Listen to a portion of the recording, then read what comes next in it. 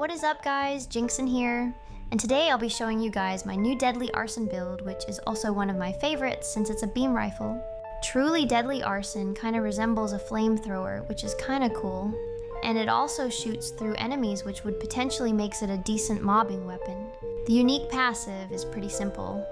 You just need to apply the burn debuff to your enemies by whatever means, and then you shoot them with your flamethrower, and it will do a huge burst damage in an area, which is why this gun works great with fire Descendants, as the gun itself got really low attribute chance.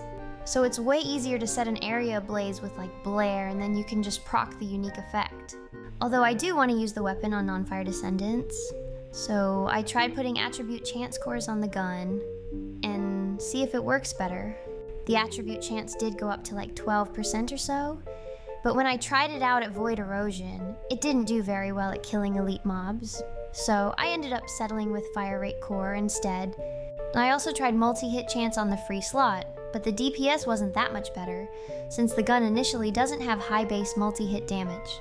I also put multi-hit stuff on the weapon traits, but you can probably replace multi-hit damage with crit instead.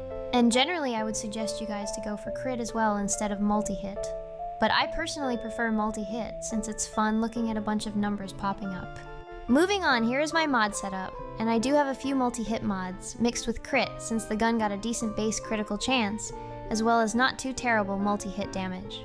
Superheated Plasma is also my favorite yellow mod for beam rifles, since it debuffs your enemy, which helps your teammates do more damage at the same time.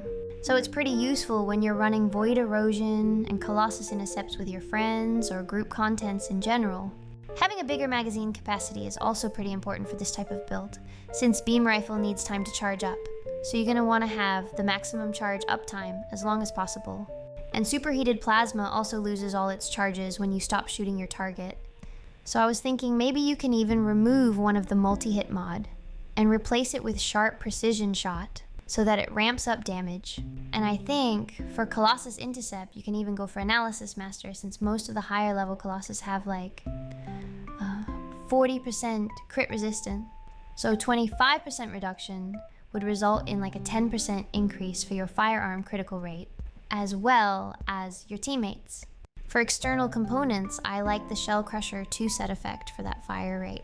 And as for the other two components, you can use whatever you like, since there aren't any other 2-set effect that supports beam rifles.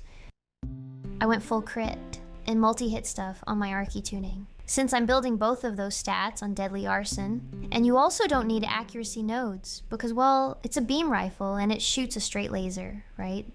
Other than that, if you guys have any questions or suggestions, feel free to let me know in the comments.